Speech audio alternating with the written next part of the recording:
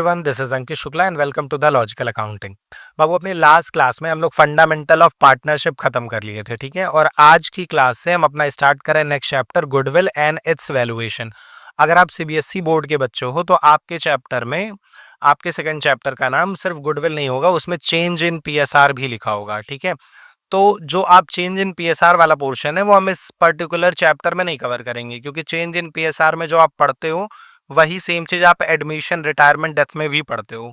तो इस particular chapter में आप सिर्फ गुडविल के बारे में देख लो, और जब हम एडमिशन के बारे में पढ़ेंगे, admission of partner third chapter, तो आपका चैप्टर 2 का रिमेनिंग पोर्शन भी कंप्लीट हो जाएगा, ठीक है। चलिए, अगर आप आईएससी बोर्ड के स्टूडेंट हैं तो आपके बुक में सिर्फ गुडविल के बारे में ही दिया होगा, आपके में चेंज इन पीएसआर का कोई सीन ही नहीं है, वो एडमिशन में ऑलरेडी होता है, इसीलिए आईएससी ने उसको सेकेंड चैप्टर से एक्सक्लूड कर दिया है और सिर्फ गुडविल के बारे में ही डिस्कस किया है, ठीक।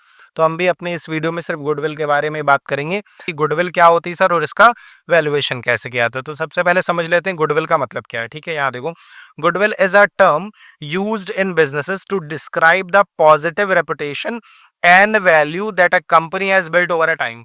मतलब over a period of time अपने बेटर कस्टमर सर्विस से, बेटर प्रोडक्ट क्वालिटी से, ठीक है, गुड पब्लिक रिलेशन से कोई भी कंपनी ने मार्केट में जो अपनी पॉजिटिव रेपुटेशन बनाई है उसी को हम क्या बोलते हैं, गुडविल बोलते हैं, ठीक है। आप भी जानते हो गुडविल का मतलब क्या होता है, गुड नेम एंड फेम। यहां तक चीजें क्लियर हो रही हैं। चलो आगे क्या कह रहा है, आगे कह रहा है which isn't tied to its physical asset like building और इक्विपमेंट। और इसका मतलब जो फिजिकल हमारी एसेट होती है, बिल्डिंग इक्विपमेंट, उससे लेना देना नहीं होता, बल्कि कंपनी ने जो अपनी रेपुटेशन बनाई उससे इसका मतलब है। It include things like customer loyalty, brand name, good relationship with employees and suppliers, ठीक है। Goodwill is an intangible asset because it is not something you can touch, but it can make a company more valuable. ये कोई ऐसी चीज नहीं जिसे हम touch कर सकते, बल्कि ये कोई ऐसी चीज है जो कंपनी की वैल्यू को बढ़ाती है। For example, if a well loved coffee shop is sold, the price might include goodwill because of its loyal customer and strong strong brand identity, ठीक है। देखो क्या कहना चाह रहा है कि अगर मान लीजिए कोई पर्टिकुलर शॉप है जिसने मार्केट में अपना अच्छा खासा नाम बनाया है, ठीक है, और वो शॉप अपना बिजनेस पूरा सेल कर रही है, तो पॉसिबल है कि जो प्राइस चार्ज होगा उस बिजनेस को बेचने के लिए, उस प्राइस में कुछ एक्स्ट्रा अमाउंट इंक्लूड होगा जो कि उसके गुडविल के लिए। क्यों? क्योंकि जो भी बंदा, नया बंदा उस बिजनेस को अब कंटिन्यू करने वाला है, चलाने वाला है, उसके पास ऑब्वियस सी बात है कुछ कस्टमर ऑलरेडी आएंगे उस ब्रांड नेम की वजह से, राइट। तो गुडविल का बेसिक मतलब होता है good name and fame of a business, right. आ जाओ, आप थोड़ी सी और बात करते कि गुडविल कितने टाइप की होती है बाबू। तो गुडविल को मेजरली हम दो टाइप में क्लासिफाइड कर सकते हैं, एक होती है परचेज गुडविल और दूसरी होती है self generated goodwill. Self generated goodwill को हम इनहेरिटेंट इनहेरिएंट गुडविल या फिर वैल्यूड गुडविल भी बोल सकते हैं, ठीक है। चलो देखते हैं दोनों में डिफरेंस क्या होता है। परचेज गुडविल का बेसिक मतलब तुम समझो, परचेज गुडविल वो गुडविल होती है जो हम किसी बिजनेस को खरीदते टाइम पाते हैं। मतलब बेसिकली अगर आपने किसी का बिजनेस एक्वायर किया है, ठीक है, बिजनेस एक्वायर किया है, तो उस बिजनेस के साथ ही आपको जो गुडविल मिल गई उसको हम क्या बोलते हैं, परचेज गुडविल बोलते हैं, ठीक। और जितना एक्स्ट्रा पैसा आपने उस बिजनेस को खरीदने के लिए दिया होगा उसको हम एज अ एसेट अपनी बैलेंस शीट में रिकॉर्ड कर सकते हैं, यानी परचेज गुडविल को बुक्स में रिकॉर्ड किया जाता है, ठीक। सेल्फ जनरेटेड या वैल्यूड गुडविल क्या होती है? सेल्फ जनरेटेड गुडविल का मतलब है कि आपने गुडविल किसी से खरीदी नहीं, over the period of time, कई सालों की मेहनत से, अच्छे कस्टमर सर्विस से आपने जो नाम बनाया है मार्केट में, उसको हम बोलते हैं सेल्फ जनरेटेड गुडविल। अब अकाउंटिंग स्टैंडर्ड 26 जो कि इनटेंजिबल एसेट के लिए है बाबू, वो मना करता है कि कोई भी बिजनेस अपने बिजनेस की सेल्फ जनरेटेड गुडविल को बैलेंस शीट में रिकॉर्ड नहीं करेगा। यानी बैलेंस शीट में अगर आपको एसेट साइड पे गुडविल नाम से कोई एसेट दिख रही है, तो इसका मतलब वो कौन सी वाली गुडविल होगी, परचेज गुडविल ही होगी, क्योंकि सेल्फ जनरेटेड गुडविल को रिकॉर्ड नहीं किया जाता। अब रिकॉर्ड नहीं किया जाता से क्या मतलब है कि इसका ये मतलब बिल्कुल नहीं हुआ कि उस बिजनेस में वो गुडविल एग्जिस्ट ही नहीं कर रही है। गुडविल तो है, कस्टमर भी आ रहे हैं आपके बिजनेस में, बाकी सिमिलर टाइप ऑफ बिजनेस से ज्यादा कस्टमर आपकी शॉप पे आ रहे हैं, ठीक है, आपकी ब्रांड वैल्यू ज्यादा है, पर उसके बदले में आप एसेट साइड पे गुडविल नहीं लिख सकते अगर आपकी सेल्फ जनरेटेड गुडविल है। ऐसा कौन मना करता है? अकाउंटिंग स्टैंडर्ड 26 मना करता है, ठीक है। आओ एक बार रीड कर लेते हैं क्या लिखा है परचेज गुडविल और वैल्यूड गुडविल के बारे में। देखो, Purchase goodwill happens when a company buys another company for more than the value of its physical asset. Actual में किसी बिजनेस में जो फिजिकल एसेट है उसकी एक्चुअल प्राइस से जितना ज्यादा हम पे करते हैं किसी बिजनेस को खरीदने के लिए, उसे हम परचेज गुडविल कहते हैं. This extra value is recorded as an asset showing the worth of the acquired companies reputation and customer base. यही सेम चीज हमने समझी कि किसी बिजनेस को खरीदने के लिए जो हमने एक्स्ट्रा अमाउंट पे किया, अब ये एक्स्ट्रा अमाउंट कैसे निकलेगा उस पर भी हम लोग थोड़ी देर में बात करेंगे. इनहेरिएंट गुडविल या फिर वैल्यूड गुडविल या फिर सेल्फ जनरेटेड गुडविल क्या होती है? Self generated goodwill is the, yeah, valued goodwill is the value of a company built over time through its operation and a strong brand. This type of goodwill isn't recorded as an asset due to AS 26, of course, because accounting rules does not allow it. This part is clear to everyone. ठीक है, ये समझ गए कि purchase goodwill और self generated goodwill में क्या difference है. तो अभी हमने क्या समझा? अभी हमने समझा गुडविल वर्ड का मतलब क्या होता है, और दो टाइप की गुडविल होती है, परचेज और self generated. Self generated books में रिकॉर्ड नहीं होती, परचेज बुक्स में रिकॉर्ड होती है. ठीक है, अब जो अगला हमारा टॉपिक है गुडविल की मीनिंग और गुडविल का टाइप समझने के बाद, वो है बाबू वैल्यूएशन ऑफ गुडविल. मतलब ये तो हम समझ गए कि परचेज गुडविल क्या होती, वैल्यूड गुडविल क्या होती, पर ये कैसे पता करेंगे कि कितने रुपए की गुडविल है, एक्चुअल में उसका अमाउंट क्या है उस परचेज गुडविल का या सेल्फ जनरेटेड गुडविल का. यानी हमारा अगला टॉपिक है टाइप्स ऑफ गुडविल. समझने के बाद अगला टॉपिक हमारा हो गया वैल्यूएशन ऑफ गुडविल, यानी गुडविल का वैल्यूएशन कैसे किया जाए, कैसे पता किया जाए कि exact amount of that intangible asset is in our business, कितना है वो गुडविल वाली एसेट. ठीक है, चलो तो सबसे पहले हम बात करेंगे कि परचेज गुडविल का वैल्यूएशन कैसे होता है, इस पे एक क्वेश्चन देखेंगे, फिर हम बात करेंगे सेल्फ जनरेटेड गुडविल का वैल्यूएशन कैसे होता है. ठीक है, चलो देखो, valuation of purchase goodwill. Valuation of purchase goodwill is an important aspect of financial accounting, particularly during merger and acquisition. Merger का मतलब जब दो बिजनेस एक दूसरे के साथ मिलके एक नया बिजनेस खड़ा कर रहे हैं. ठीक है, जैसे हीरो एक अलग कंपनी थी, होंडा एक अलग कंपनी थी, दोनों ने मिलके मोटरसाइकिल बेचने का बिजनेस स्टार्ट किया और अपनी कंपनी का नाम रखा हीरो होंडा. उसको आप मर्जर टाइप से बोल सकते हो. ठीक, और बेसिकली वो ज्यादा बेटर एग्जाम्पल तुम रिलेट कर सकते हो जो कि वीआई है. वोडाफोन और आइडिया साथ में मिलके एक नई कंपनी बना लिए वीआई. ठीक है, इसको हम बोल सकते हैं मर्जर. ठीक, एक्विजिशन का क्या मतलब होता है? जब एक कंपनी किसी दूसरे कंपनी को एक्वायर कर लेती है, पूरे तरीके से खरीद लेती है. जैसे कि एयरटेल ने टेलीनॉर को खरीद लिया था. ठीक है, टेलीनॉर को, एयरसेल वगैरह को खरीद लिया था. तो इस पर्टिकुलर सिचुएशन को हम क्या बोलते हैं बाबू? एक्विजिशन. तो क्या कह रहे हैं कि परचेज गुडविल एक का वैल्यूएशन बहुत जरूरी हो जाता है, स्पेशली किस केस में? मर्जर और एक्विजिशन के केस में. ठीक है, अब परचेज गुडविल का वैल्यूएशन होता कैसे पता करेंगे? बहुत सिंपल है, देखो क्या कह रहे हैं. Purchase goodwill represent the excess value paid. हम एक्स्ट्रा अमाउंट जो पे कर रहे हैं by a company, excess amount जो कंपनी पे कर रही है over the fair market value of the identifiable net asset of another company which it acquire. कह रहा है कि एक कंपनी किसी अनदर कंपनी को जितना एक्स्ट्रा पैसा पे करती है उसको गुडविल कहते हैं. एक्स्ट्रा कितना? एक्स्ट्रा का मतलब क्या है?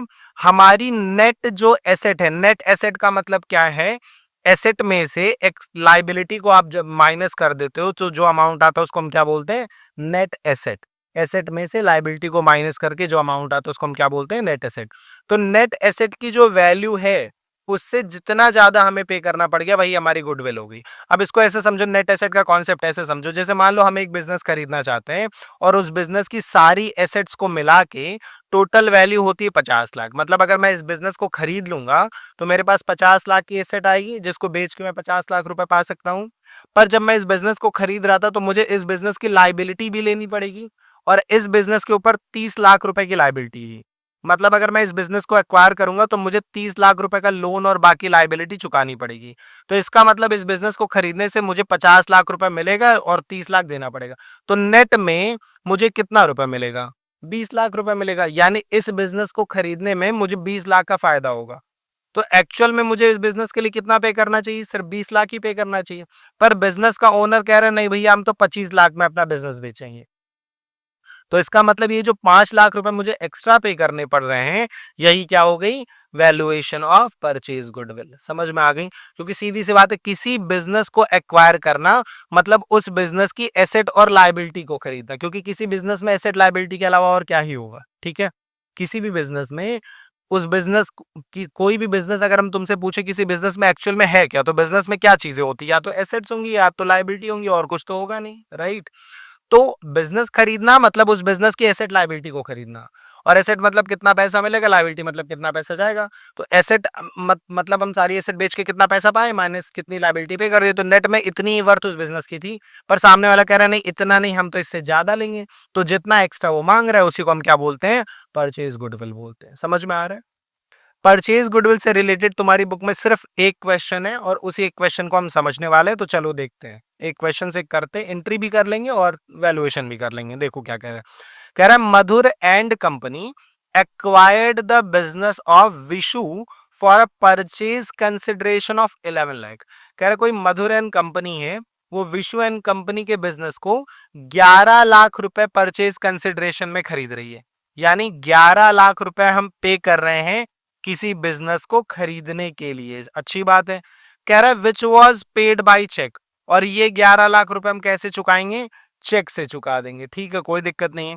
कह रहा है the asset and liability taken over was as follows. कह रहे जो एसेट और लाइबिलिटी हमने खरीदी थी वो ऐसे ऐसे थी। क्या क्या हमने लिया, फर्नीचर, डेटर, स्टॉक, ये तीन तो एसेट है बाबू। पर बैंक, ओवरड्राफ्ट और क्रेडिटर क्या है, लाइबिलिटी। यानी हम एसेट भी खरीद रहे हैं और लाइबिलिटी भी खरीद रहे हैं, और बिजनेस का मतलब वही होता है एसेट लाइबिलिटी दोनों खरीदना। ये बुक वैल्यू थी। बुक वैल्यू का मतलब कि इनकी बैलेंस शीट में, विशु की बैलेंस शीट में ये सारी एसेट लाइबिलिटी इस प्राइस पे दिख रही थी। पर हमें बुक वैल्यू से मतलब नहीं होता, हमें किससे मतलब होता है, एक्चुअल में आज की डेट में जब हम उसका बिजनेस खरीद रहे हैं तो मार्केट में उसकी क्या वैल्यू है। और मार्केट में यहाँ देखो एग्रीड वैल्यू दिया हुआ है, हर एसेट की एग्रीड वैल्यू दी है। तो अगर हमें एंट्री करनी, कह रहा है you are required to ascertain the value of goodwill and pass necessary entry. कह रहा है गुडविल का अमाउंट भी बता दीजिए और एंट्री भी पास कर दीजिए। तो एंट्री बहुत सिंपल है। जब हम एसेट खरीद रहे हैं और लाइबिलिटी खरीद रहे हैं तो कुछ नहीं करना, सारी एसेट्स को डेबिट कर दो। एसेट का बैलेंस हमेशा डेबिट होता है, तो सारी एसेट्स को डेबिट कर दो, सारी लाइबिलिटी को क्रेडिट कर दो। लेकिन किस अमाउंट से, बुक वैल्यू से कि एग्रीड वैल्यू से, एग्रीड वैल्यू से, राइट। तो चलिए करते हैं फर्नीचर, डेटर, स्टॉक, ये तीन एसेट हमारा, तो हमने यहाँ एंट्री कर दी furniture debit, debtor debit, stock debit. ठीक है, इसके अलावा बैंक, ओवरड्राफ्ट और क्रेडिटर, तो फर्नीचर, डेटर, स्टॉक डेबिट में आ गया, और बैंक, ओवरड्राफ्ट और क्रेडिटर लाइबिलिटी थे तो क्रेडिट में आ गया। तो एसेट को हमने डेबिट कर दिया और लाइबिलिटी को हमने क्या कर दिया, क्रेडिट कर दिया। यहां पे लिखा हुआ था कि डेटर को हम प्रोविजन पे ले रहे हैं, 4% प्रोविजन पे ले रहे हैं। तो डेटर एसेट है, एसेट हमेशा डेबिट होता है, और प्रोविजन यानी लाइबिलिटी या हमेशा क्या होता है, क्रेडिट होता है। तो डेटर के अपोजिट में हम प्रोविजन लिख देंगे। तो यहाँ पे देखो furniture, debtor, stock, bank, overdraft, creditor, और प्रोविजन को हमने क्रेडिट कर दिया। कितना, 5% अमाउंट निकाल के। और ये जो बाकी का तुमको अमाउंट दिख रहा है ये क्या है, एग्रीड वैल्यू है। देख लो, फर्नीचर 40 पे था, स्टॉक 720 पे, ये 20 पे था। देखो 40,000, 720 पे 20,000, मतलब जो एग्रीड वैल्यू थी वही हमने लिखी है। ठीक है, ये समझ में आ रहा होगा। Furniture, debtor, stock, bank overdraft, creditor, provision, यहां तक में तो कोई दिक्कत नहीं है। इसके बाद क्वेश्चन कह रहा है कि हमें सामने वाले से 11 लाख रुपए हमें पे करने हैं। तो जो पैसा हमें देना है विशु एंड कंपनी को, वो हमारे लिए लाइबिलिटी हो गई कि नहीं, कि हमें 11 लाख रुपए चुकाने, तो 11 लाख हमारी क्या हो गई, लाइबिलिटी। तो हम विशु एंड कंपनी को 11 लाख से क्या कर देंगे बाबू, क्रेडिट कर देंगे। तो यहाँ पे आ जाएगा to Vishu and company 11 lakh रुपए। मतलब कुछ नहीं करना है, सारी एसेट्स को तुम डेबिट कर दो, सारी लाइबिलिटीज को क्रेडिट कर दो, और जितने में बिजनेस खरीदे हो उतने से वेंडर को यानी सेलर को भी क्रेडिट कर दो। ठीक है, यहां तक समझ गए। अब सारी एसेट डेबिट हो गई, सारी लायबिलिटी क्रेडिट हो गई, वेंडर भी क्रेडिट हो गया। जर्नल एंट्री में डेबिट साइड का टोटल और क्रेडिट साइड का टोटल हमेशा बराबर आना चाहिए। अगर बराबर आ गया तब तो ठीक है, पर अगर डेबिट में डिफरेंस आ रहा है तो उसी अमाउंट को हम क्या मान लेते हैं, गुडविल मान लेते हैं। और अगर क्रेडिट में डिफरेंस आ रहा है, मतलब हमने बिजनेस को सस्ते में खरीद लिया, मेरे लिए फायदा हो गया, तो वो अमाउंट हम ट्रांसफर कर देते हैं कैपिटल रिजर्व में। यानी डेबिट में डिफरेंस आया तो गुडविल, और क्रेडिट में डिफरेंस आया तो कैपिटल रिजर्व। यहाँ पे डेबिट में डिफरेंस आ रहा है क्योंकि क्वेश्चन में गुडविल निकालने को बोला था, तो ऑब्वियस सी बात है क्वेश्चन बिना गुडविल के तो क्वेश्चन देगा नहीं, राइट। तो जितना डेबिट में डिफरेंस आ रहा था 3 लाख रुपए का, उसको हमने क्या मान लिया, गुडविल मान ली, एंट्री एकदम समझ में आ रही है। और बोला था चेक से पे करा, तो विश्व एंड कंपनी जो है हमारा क्रेडिट में था, उसको अगली एंट्री में हमने डेबिट करके क्या लिख दिया, टू बैंक, और 11 लाख की चेक से पेमेंट कर दी। तो देख लिया आपने परचेज गुडविल का वैल्यूएशन कितना ज्यादा इजी है। कुछ नहीं करना होता, जितनी एसेट दी है उन सबको डेबिट कर दो, जितनी लाइबिलिटी दी है उसको क्रेडिट कर दो, और उसके बाद से जितना रुपए हमें वेंडर को पे करना है एज अ परचेज कंसिडरेशन वो भी क्रेडिट कर दो। फिर डेबिट में डिफरेंस आया तो गुडविल, और क्रेडिट में आया तो कैपिटल रिजर्व। और अगली एंट्री में उस पर्सन को डेबिट कर देना, और जो पैसा देना है उसको क्रेडिट कर देना, चेक, बैंक, कैश, जो भी चीजें हैं। ठीक, आई होप आपको ये टॉपिक समझ में आ गया हो। तो अभी तक हमने क्या क्या समझा है? हमने समझा कि गुडविल का मतलब क्या होता है, कितने टाइप की गुडविल होती है, दो टाइप की, परचेज और सेल्फ जनरेटेड। फिर हमने समझा कि परचेज गुडविल का वैल्यूएशन कैसे किया जाता है, ठीक है, और उस पर एक क्वेश्चन भी देखा। अब हम अपने अगले टॉपिक पे बढ़ रहे हैं, जो कि क्या है, valuation of self generated goodwill. मतलब जो गुडविल हमने खुद से बनाई है उसका कैसे वैल्यूएशन किया जाए। तो देखो, सेल्फ जनरेटेड गुडविल का वैल्यूएशन करने के टोटल बाबू तीन मेथड है। यहाँ देखो, वैल्यूएशन ऑफ सेल्फ जनरेटेड या वैल्यूड गुडविल, तो कह रहे तीन मेथड होता है बाबू, average profit method, super profit method और कैपिटलाइजेशन मेथड। ठीक है, तीन मेथड होते हैं, average profit method, super profit method और कैपिटलाइजेशन मेथड। कैपिटलाइजेशन का दो टाइप होता है, कैपिटलाइजेशन ऑफ एवरेज प्रॉफिट और कैपिटलाइजेशन ऑफ सुपर प्रॉफिट। आज की क्लास में हम सिर्फ एक मेथड देखेंगे सेल्फ जनरेटेड गुडविल के वैल्यूएशन का, वो है हमारा valuation through average profit method. तो समझते हैं एवरेज प्रॉफिट मेथड से गुडविल वैल्यूएशन कैसे होता है। देखो बहुत सिंपल है,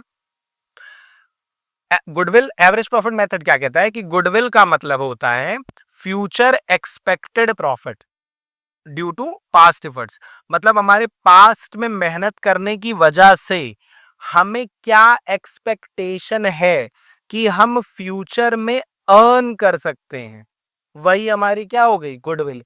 कोई भी बिजनेस कितना एंटीसिपेट कर रहा है फ्यूचर में कमाने के लिए, वही क्या होती है, गुडविल। अब हम कैसे पता करें, यानी सीधी सी बात हो गई, अगर मान लो 2025 अभी चल रहा है, तो हम कितना एक्सपेक्ट कर रहे हैं कि 2026 में कमा लेंगे, या 2027 या 2028, फ्यूचर का मतलब आने वाला हर साल। तो आने वाले सालों में हम कितना कमाएंगे, हम कितना अंदाजा लगा सकते हैं, उसी अंदाजे को हम क्या बोल देंगे, गुडविल बोल देंगे। क्योंकि भाई अपने नेम फेम से हम जो कमा रहे हैं वही हमारी गुडविल है। तो हम कितना अंदाजा लगा, अब ऐसे तो कोई तुक्के में कह देगा हमको लग रहा है हम 5 करोड़ कमा लेंगे, ऐसे थोड़ी होगा। कोई कोई एक ऐसा तरीका होना चाहिए जिससे हम कहें कि हाँ ठीक है तुम सही बोल रहे हो, लमसम इतना कमा सकते हो। ठीक है, तो कैसे एक्सपेक्टेशन पता की जाए, तो समझते हैं। देखो बहुत सिंपल है, अगर मान लो एक बिजनेस है जो 2022 में 40,000 रुपए बनाया, 2023 में 30,000 और 2024 में 30,000, तो पिछले 3 सालों में ये प्रॉफिट था बिजनेस का। हमने क्या किया, तीनों का एवरेज निकाल लिया। एवरेज कैसे निकालता है, सबको आप जोड़ लो और जितने नंबर ऑफ ईयर है उसे डिवाइड कर दो। तो हमने सबको ऐड किया और 3 से डिवाइड किया, तो मेरा आया एवरेज 33,333 रुपीज।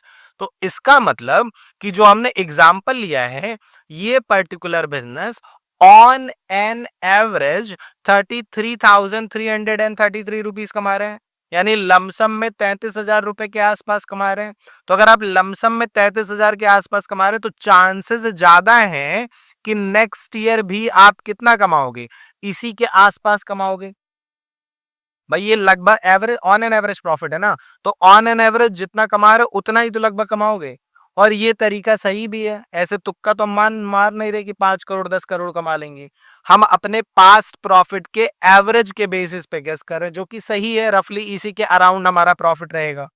ठीक, तो इस अमाउंट को क्या बोला जा सकता है, गुडविल। अच्छा, अगर मुझको लग रहा है कि ये 33,333 मैं अगले 2 साल तक कमाऊंगा, एक साल नहीं, अगले 2 साल ऑन एन एवरेज मैं 33 कमाऊंगा, तो मेरी गुडविल फिर 33,333 नहीं हुई, क्योंकि गुडविल का मतलब है फ्यूचर एक्सपेक्टेड प्रॉफिट, और फ्यूचर का मतलब कि आने वाले हर साल का एवरेज। तो मैं अगले 2 साल का गेस कर रहा हूं, तो मेरी गुडविल होगी 33,333 मल्टीप्लाई बाई 2, यानी 66,667। और इसी को अगर हम एक फॉर्मूले के अच्छा, ये पूरा जेन्युइन भी लग रहा है कि ये चीजें किस तरीके से काम कर रही हैं, जेन्युइन है एवरेज प्रॉफिट मेथड जो बात कह रहे हैं।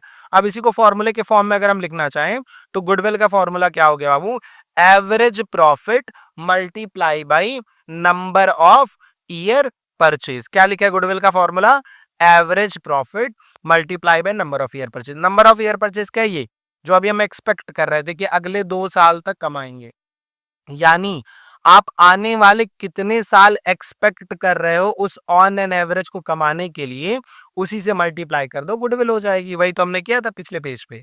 33,333 हम अगले 2 साल तक एंटिसिपेट कर रहे थे कमाने के लिए, तो दोनों को मल्टीप्लाई करके मेरी गुडविल आ गई। वो फ्यूचर एक्सपेक्टेशन को हम नंबर ऑफ ईयर परचेज कह रहे हैं, ठीक है। अब एवरेज कैसे निकलता है? Total profit divided by total number of year, बस खत्म हो गया एवरेज प्रॉफिट मेथड। आसान है कि नहीं है? बहुत आसान है। अच्छा, लेकिन एक बात ध्यान देना, जब एवरेज निकाल रहे हो तो तुम क्या कर रहे हो? सारे प्रॉफिट को ऐड कर रहे हो और टोटल नंबर ऑफ ईयर से डिवाइड कर रहे हो। दो चीज समझो, पहला तो ये total number of year purchase और टोटल नंबर ऑफ ईयर और ये नंबर ऑफ ईयर परचेज दो अलग अलग चीजें हैं। टोटल नंबर ऑफ ईयर का मतलब क्या है? जितने साल का प्रॉफिट उसी वही टोटल नंबर ऑफ ईयर है, ठीक है। पर नंबर ऑफ ईयर परचेज का मतलब क्या है? कि हम कितने साल उसको एंटिसिपेट कर रहे हैं कि ऑन एन एवरेज कमाएंगे। तो ये चीज हमेशा क्वेश्चन में दी रहेगी। और अगर कभी number of year purchase question में नहीं दिया है तो नंबर ऑफ ईयर परचेज मतलब 1, तो एवरेज प्रॉफिट को उससे मल्टीप्लाई करोगे तो वही आंसर आ जाएगा, ठीक है।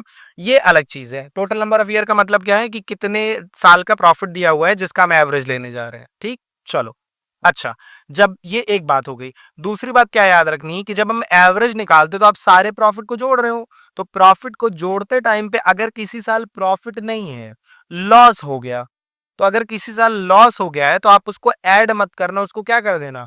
माइनस कर देना। जैसे एक साल का प्रॉफिट 20 है, एक साल का 30 है और एक साल का 10,000 का लॉस है। अब बोला एवरेज निकालो, तो एवरेज मतलब कि टोटल प्रॉफिट तो 20 और 30 50 और ये 10 उसमें से माइनस हो जाएगा, तो 50 में से 10 माइनस किए तो कितना आया? 40। लेकिन डिवाइड 2 से नहीं होगा, डिवाइड तो 3 से ही होगा। यानी लॉस को ऐड करते टाइम पे माइनस कर देना और टोटल नंबर ऑफ ईयर से डिवाइड कर देना। यहां तक आई होप सारी चीजें क्लियर हो रही हैं। गुडविल कैसे निकलती है एकदम अच्छे से समझ में आ गया, ठीक है। अब एक बात और समझो, अगर हम गुडविल कैसे निकाल रहे हैं? हम सारे प्रॉफिट को ऐड कर रहे हैं और उसको डिवाइड कर दे रहे हैं टोटल नंबर ऑफ ईयर से। मेरा आ जा रहा है ऑन एन एवरेज कितना प्रॉफिट कमाता है और उसी को हम गुडविल बोल दे रहे हैं, ठीक। अब एक बात बताओ, अगर मैं तुमसे बोलूं कि ये जो 2023 का प्रॉफिट है, इस प्रॉफिट में एक लॉस बाय फायर इंक्लूड है, यानी इस साल जो 30,000 का प्रॉफिट तुमको दिख रहा है ये सेकेंड ईयर में, इसमें 10,000 रुपए का लॉस इंक्लूड है। मतलब अगर उस साल आग नहीं लगी होती तो ये प्रॉफिट कितना होता? 30 नहीं होता, 40,000 होता। अब एक बात बताओ, इसका मतलब कि ये प्रॉफिट मेरा रेगुलर बेसिस वाला प्रॉफिट नहीं है। मतलब नॉर्मल सिचुएशन में हम जो कमाते हैं वो ये अमाउंट नहीं है। तो इस अमाउंट के बेसिस पे जो एवरेज मैं निकाल रहा हूं, क्या मेरा एवरेज सही हुआ? और उस एवरेज के बेसिस पे जो मैं प्रिडिक्शन कर रहा हूं कि मैं अगले साल कमाऊंगा, वो मेरी प्रिडिक्शन सही होगी? प्रिडिक्शन यानी आप बोल रहे हो कि मैं ऑन एन एवरेज 33,000 कमा रहा हूं। ये ऑन एन एवरेज किस पे बेस हो सकता है? ये ऑन एन एवरेज बेस हो सकता है उस प्रॉफिट पे जो आप नॉर्मली नॉर्मल सर्कमस्टेंसेस में अपने बिजनेस में कमाते हो। अगर आप इस एवरेज को निकाल रहे हो किसी ऐसे प्रॉफिट के बेसिस पे जो एबनॉर्मल है, जिसमें एबनॉर्मल चीजें इंक्लूड है, तो जब यही नहीं सही है तो एवरेज भी नहीं सही होगा। और जब ये एवरेज गलत है, तुम इसके बेसिस पे कैसे बोल सकते हो कि मैं ऑन एन एवरेज इतना कमाता हूं तो मेरी गुडविल भी इतनी होगी, ठीक। इसका मतलब क्या हुआ कि एवरेज निकालते टाइम पे हमें जो प्रॉफिट कंसीडर करना है वो नॉर्मल प्रॉफिट होना चाहिए, जो हम नॉर्मली कमाते हैं। अगर सारी सिचुएशन सब नॉर्मल रहती है, अब कोरोना के टाइम पे कोई कह रहा है मेरे बिजनेस में सिर्फ 10,000 का प्रॉफिट हुआ और इसके बेसिस पे हम अगले साल 10,000 कमाएंगे, तो वो उसकी गुडविल होगी? नहीं। क्यों? क्योंकि भैया कोरोना में धंधा मंदा था। अब कोरोना नहीं होता, क्या पता तुम्हारा बिजनेस 50,000 कमाता, तो अगले साल तुम्हारा बिजनेस 50 कमा सकता था। तो तुम 10,000 क्यों गुडविल बोल रहे हो? यानी गुडविल निकालने के लिए जो एवरेज आप यूज कर रहे हो वो नॉर्मल प्रॉफिट्स पे बेस होना चाहिए।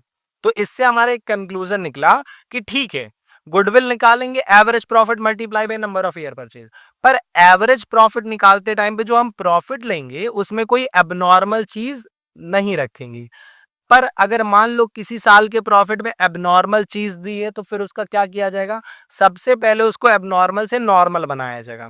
कहने का मतलब क्या है कि जो हमारा प्रॉफिट दिया है उसमें से सारी एबनॉर्मल चीजों को रिमूव कर दिया जाए, कोई रेक्टिफिकेशन, अगर कोई एरर है तो उसको रेक्टिफाई कर दिया जाए और फिर जो अमाउंट है उसके बेसिस पे एवरेज निकालिए। और उसके बेसिस पे जो गुडविल आएगी वो सही एंटिसिपेशन होगी। ये बात समझ में आ रही है कि नहीं आ रही है? ठीक है। अब देखो यहाँ हम नॉर्मल कैसे बनाते हैं प्रॉफिट को, तो बहुत सिंपल है। जो प्रॉफिट हमें दिया होगा उसमें से हमें अब नॉर्मल रिमूव करना है। अब नॉर्मल क्या होगा, या तो लॉस होगा या तो गेन होगा। अगर लॉस है बाबू तो मेरे प्रॉफिट को वो माइनस किया था, डिक्रीज किया था, तो उसको रिमूव करने के लिए हम अपने प्रॉफिट को क्या कर दें, इंक्रीज।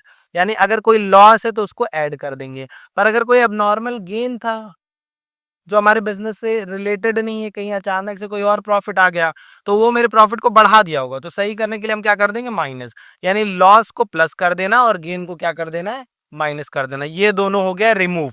अब नॉर्मल चीजें निकल गई, अब जो बचा वो नॉर्मल है। पर अगर उसमें कुछ गलती हो गई, जैसे कह रहा है कि हम खरीदे थे एसेट और हम उसको खर्चा मान लिए, पर वो खर्चा तो है नहीं, तो आप उसको रिमूव करने के लिए क्या करोगे, रिवर्स कर दोगे, यानी उस गलती को सुधार दोगे। अब सुधारने के लिए हो सकता है प्लस करना पड़े, हो सकता है माइनस करना पड़े, वो क्वेश्चन टू क्वेश्चन डिपेंड करता है। तो जब हम सारी एबनॉर्मल चीज को हटा देंगे और अगर प्रॉफिट में कोई मिस्टेक है तो उसको भी रिमूव कर देंगे, तो अब जो मेरा प्रॉफिट आएगा वो नॉर्मल होगा और उसके बेसिस पे हम एवरेज निकालें और फिर गुडविल निकाल लें। ये बात समझ में आ रही है? पर एक चीज और समझो, अगर मान लो कंपनी ने डिसाइड किया कि हम पहले अपने बिजनेस में गुड्स का इंश्योरेंस नहीं करवाते थे, तो आग वगैरह लगती थी तो नुकसान हो जाता था, तो एक काम करते हैं, अब से एक पॉलिसी निकलवा लेते हैं और कल को अगर कभी आग लगेगी तो इंश्योरेंस कंपनी हमें भरपाई कर देगी। तो ये वहां सही आइडिया है। बट इंश्योरेंस लेने के लिए हमको हर साल प्रीमियम भरना पड़ेगा। और मान लो एग्जाम्पल के लिए मेरा प्रीमियम 10,000 है, यानी अब पहले हम इंश्योरेंस नहीं कराते थे, पर अब से हमने डिसाइड किया कि हम इंश्योरेंस करवाएंगे, और इंश्योरेंस करवाएंगे तो हर साल 10,000 का खर्चा आएगा। तो इसका मतलब मेरा हर साल जो प्रॉफिट आएगा वो अपने आप 10,000 से कम हो जाएगा कि नहीं हो जाएगा, हो जाएगा। तो इसका मतलब जो हम एवरेज निकाल के बोल रहे हैं कि ऑन एन एवरेज हम इतना कमाते हैं, अब वो सही में उतना होगा, उसमें से 10,000 और कम हो जाएगा, क्योंकि पहले हमको ये खर्चा नहीं देना पड़ता था, अब देना पड़ेगा। तो हमें क्या करना है, अगर कोई फ्यूचर एक्सपेंस है जो पहले नहीं था, उसको आपको माइनस करना पड़ेगा। किससे माइनस करना है, दो ऑप्शन है, या तो पहले तुम सब सही कर लो, एवरेज निकाल लो, और एवरेज जो प्रॉफिट आया है उस एवरेज प्रॉफिट में से उस फ्यूचर एक्सपेंस को एक बार माइनस करो और फिर नंबर ऑफ ईयर परचेज से मल्टीप्लाई करके गुडविल निकाल लो। या फिर उस फ्यूचर एक्सपेंस को अपने तीनों साल के प्रॉफिट से माइनस कर लो एवरेज निकालने से पहले ही, कि अगर हम पहले से इंश्योरेंस कराए होते तो ये 40 नहीं होता, ये 30 होता, ये 20 होता और ये भी 20 होता, जो कि जेन्युइन है। क्योंकि अगर हम 10,000 रिमूव करेंगे तभी वो नॉर्मल बनेगा, क्योंकि फ्यूचर में तो 10,000 का अब नुकसान होने ही वाला है। ठीक, तो कहने का मतलब क्या है कि एबनॉर्मल चीजें, एरर्स जो रेक्टिफाई करनी है, ये सिर्फ उसी ईयर से एडजस्ट होगी, रिमूव होगी जिस साल से वो रिलेटेड है। पर अगर कोई फ्यूचर एक्सपेंस हुआ तो वो हर साल से माइनस होगा, जितने साल का प्रॉफिट दिया सबसे। यानी अगर कोई एबनॉर्मल चीज है तो 2023 की थी तो 2023 में ही करना, कोई एबनॉर्मल गेन है 2024 का था तो सिर्फ 2024 में करना, पर अगर कोई फ्यूचर एक्सपेंस है तो उसको किस में करना है, तीनों में करना है। ये बात समझ में आ रही है? ठीक है, और उसके बाद से फिर एवरेज निकाल के गुडविल निकाल लेना। ठीक, देखो क्या लिखा है यहाँ पे, देखो उसी चीज को मैंने डिफाइन कर दिया। Average should be based on actual normal profit. Average किस पे बेस होना चाहिए, एक्चुअल नॉर्मल पे बेस होना चाहिए। क्यों बेस होना चाहिए, समझ में आ गया? क्योंकि अगर अब नॉर्मल चीज है तो मतलब मेरा प्रॉफिट सही नहीं है और उसके बेसिस पे जो एवरेज आएगा वो भी गलत होगा, तो गुडविल भी गलत आ जाएगी। इसीलिए प्रॉफिट एक्चुअल होना चाहिए, नॉर्मल होना चाहिए। एक्चुअल नॉर्मल कैसे बनाएंगे, अब नॉर्मल चीज को हटा दीजिए, नॉर्मल हो जाएगा, और अगर प्रॉफिट गलत है तो उसमें से गलतियों को सही कर दीजिए, वो एक्चुअल हो जाएगा, और कोई फ्यूचर एक्सपेंस है तो उसको ही माइनस कर लीजिए। दीज थ्री, ये क्या देखो यहाँ पे नोट्स के लिए लिख भी दिए हैं, एबनॉर्मल लॉस, एबनॉर्मल गेन और rectification of error. These three will be adjusted only for the year to which it is related. ये तीनों सिर्फ उसी में एडजस्ट होगा जिस साल से वो रिलेट कर रहा है। But future expense will be deducted from all the year. Future expense को आपको हर साल से माइनस करना पड़ेगा। या इसका ऑप्शन मैंने तुमको बता दिया कि हर साल से माइनस नहीं करना चाहते हो तो सीधे एवरेज निकालो और एवरेज के बाद बस एक बार माइनस कर लो। ठीक है, समझ में आ रहा है? गुड। तो अगर हम पूरी चीजों को समराइज करें कि एवरेज प्रॉफिट मेथड की हेल्प से गुडविल कैसे निकलती है, तो उसका मतलब क्या है कि एवरेज प्रॉफिट मेथड में गुडविल का फॉर्मूला होता है average profit method multiply by number of year purchase. Number of year purchase question में दिया रहेगा। एवरेज कैसे निकलता है? सारे प्रॉफिट को ऐड करिए, कोई लॉस है तो उसको माइनस कर दीजिए और फिर उसको डिवाइड कर दीजिए टोटल नंबर ऑफ ईयर से, ठीक। पर एवरेज निकालने से पहले जिन प्रॉफिट का आप टोटल करने जा रहे हैं, अगर उन प्रॉफिट में किसी भी प्रॉफिट में कोई एबनॉर्मल गेन, एबनॉर्मल लॉस, कुछ गलतियां हैं, कोई फ्यूचर एक्सपेंस है, तो उन सबको आप पहले सही करो, फिर जो सही करने के बाद प्रॉफिट आएगा इसको ऐड करके एवरेज निकालो और नंबर ऑफ ईयर परचेज से मल्टीप्लाई करके गुडविल निकालो, ठीक। I hope average profit method एकदम अच्छे से क्लियर हो गया है। अगर क्लियर हो गया बाबू तो आओ एवरेज प्रॉफिट मेथड पे एक क्वेश्चन देखते हैं। तुम्हारी बुक में एवरेज प्रॉफिट मेथड के स्टार्टिंग क्वेश्चन बहुत सिंपल थे। अगला मेथड वेटेड एवरेज है जो हम लोग अभी डिस्कस नहीं करने वाले हैं। तो हम लोग क्या कर रहे हैं, मैंने एक क्वेश्चन को मॉडिफाई कर दिया एवरेज में। ये वेटेड एवरेज का क्वेश्चन था, मैंने इसको एवरेज में मॉडिफाई कर दिया। तो आओ समझते हैं क्वेश्चन क्या कह रहा है। देखो, कह रहा है following information is available about the business of a firm. ये एक बिजनेस की इंफॉर्मेशन क्या क्या दिया बाबू? प्रॉफिट दिया हुआ है 2020 में, यहां लिख लेते हैं, चलो इसको यहां पे लिख लेते हैं 2020 में। फिर 2020 में कितने का प्रॉफिट दिया? 40,000 का, ठीक है। फिर 2021 में प्रॉफिट दिख रहा है 50,000 रुपए का, और फिर 2022 में प्रॉफिट दिख रहा है बाबू 60,000 का। तो 3 साल का हमें क्या दिया है? प्रॉफिट दिया, किसी भी साल लॉस नहीं है, ठीक है।